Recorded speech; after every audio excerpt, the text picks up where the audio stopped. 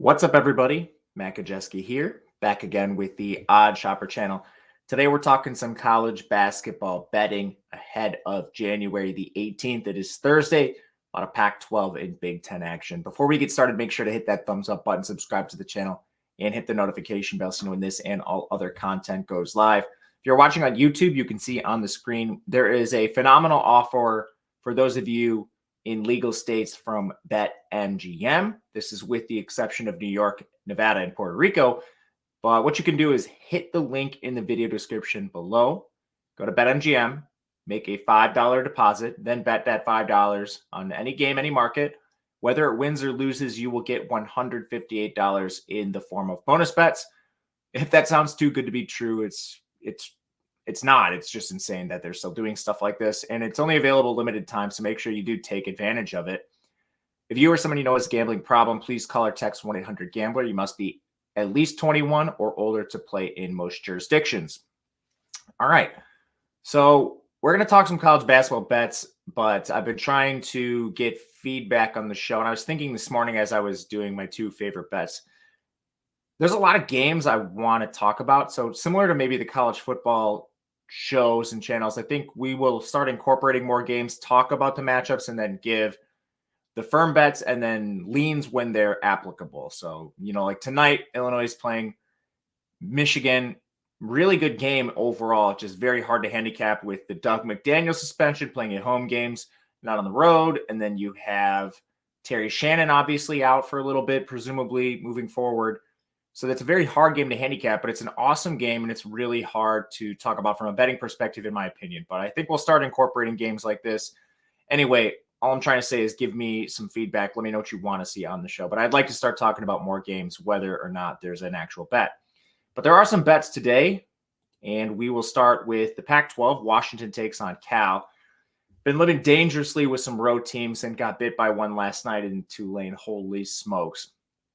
They're up by 10 points, and then they gave up like 16 offensive boards and second chance points to get an L, but we'll back a road team here in Washington, which is a little scary, but they're heading to Cal, who's not a very strong team overall, as you can see. That's evidenced in their record. And Washington's a pretty unique team out west. They're built with a lot of size, and they have depth at that position.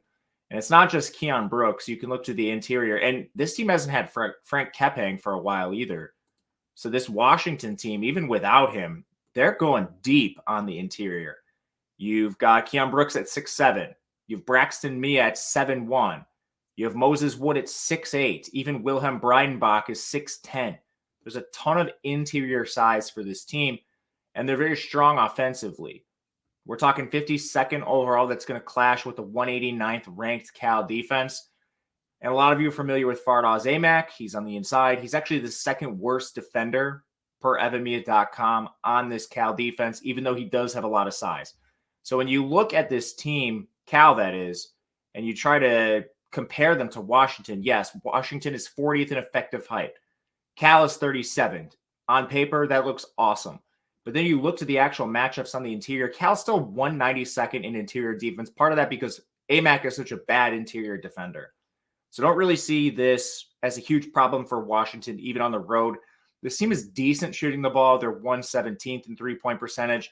They're also very good at defending the perimeter with the exception of Severe Wheeler. So hopefully they just keep Severe Wheeler off any of the premier Cal playmakers.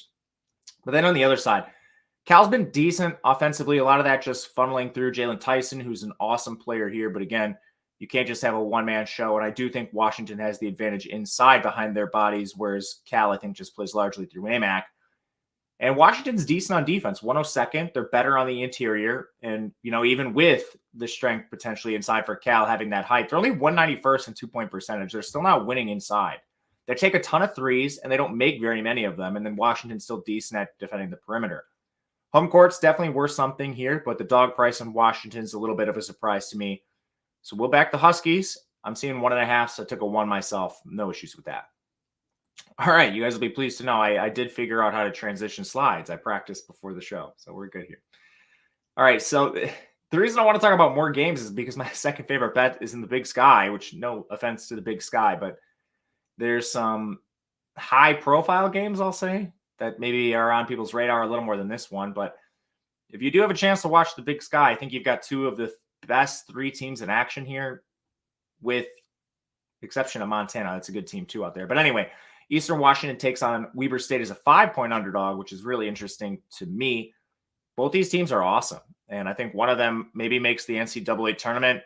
The big difference here is strength of schedule.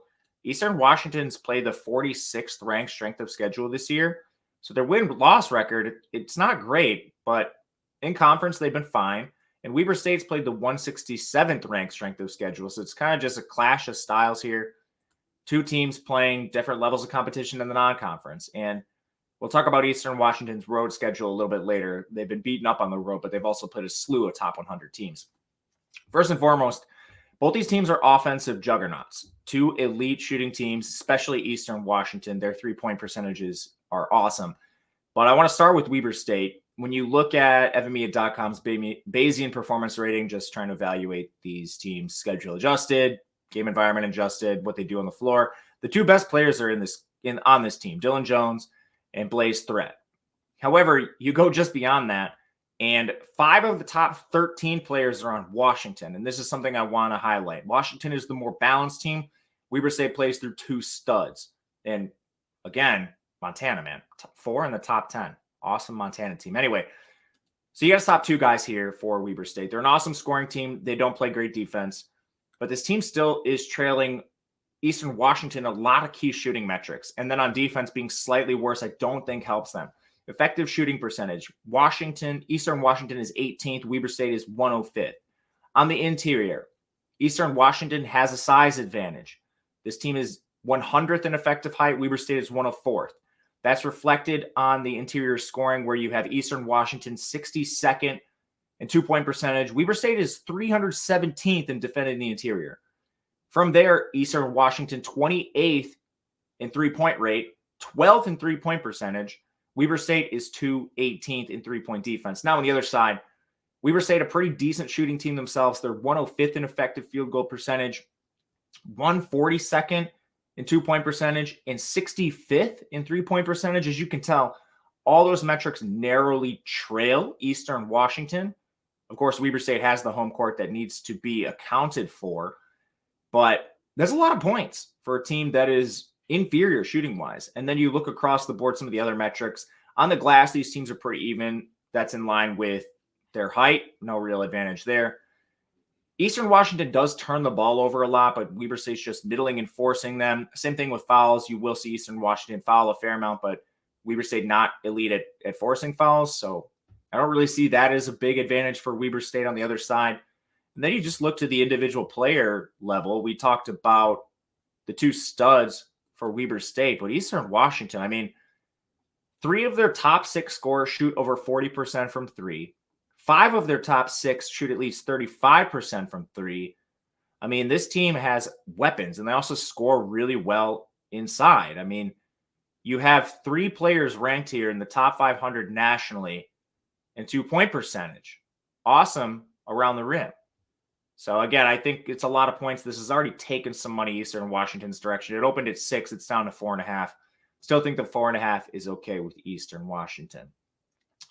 Before we get out of here, we talked about a lot of line movement and places to, maybe take advantage of some of these differing lines. OddsShopper is the place to do it. There's a link in the video description below. We have Discord. Is where a lot of these picks are going ahead of time before we make the videos. It's a market-based approach to giving you all the tools you need to be a good sports bettor. Make sure you check that out. It's a huge tool that I use in my arsenal. And please give me feedback on the videos. Would love to talk about more teams, but honestly want to just carry this to you guys. So if you have any questions, follow me on Twitter at Matt_Gajewski. Leave a comment there. You can hit me up in the DMs. They're open. Otherwise, thank you guys for watching. We'll catch you again tomorrow for a Greasy Friday. See you then.